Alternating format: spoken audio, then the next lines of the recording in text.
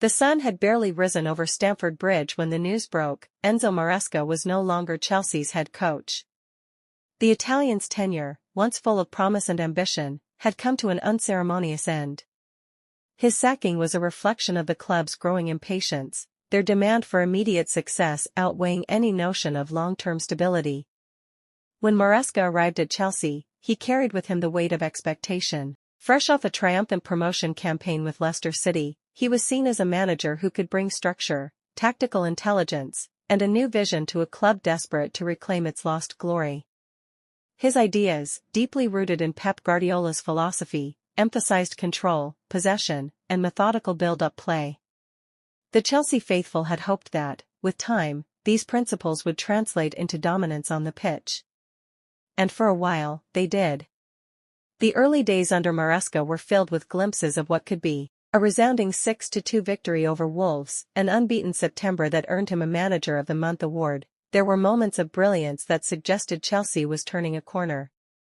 But football is a ruthless game, and in the unforgiving landscape of the Premier League, moments are never enough.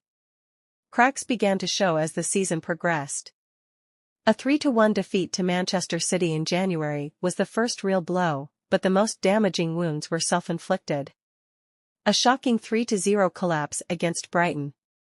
A limp 2-1 defeat to Aston Villa. Each loss chipped away at the confidence of the squad and the belief of the fans.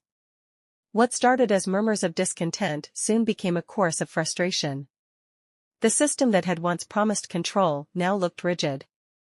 The possession-heavy approach seemed devoid of urgency. Players who had once thrived under Maresca's guidance appeared shackled by overcomplicated tactics. By February, the writing was on the wall. Chelsea had drifted far from their expected position in the table, and the board, led by Todd Boehly, was unwilling to gamble on a revival. The decision was swift. The announcement came with the cold efficiency of modern football: no prolonged speculation, no second chances. Maresca was gone. As he packed his belongings and walked away from Stamford Bridge, there was no grand farewell, no standing ovation. Just the silent hum of a club moving on, already fixated on its next appointment. For Maresca, this was a painful lesson, a stark reminder of football's relentless nature. But he would be back. Somewhere, in some dugout, his journey would continue. For Chelsea, the cycle restarted. Another name would soon take the helm, another vision would be sold to the fans, another era would begin. Stamford Bridge, as ever, waited for the next savior.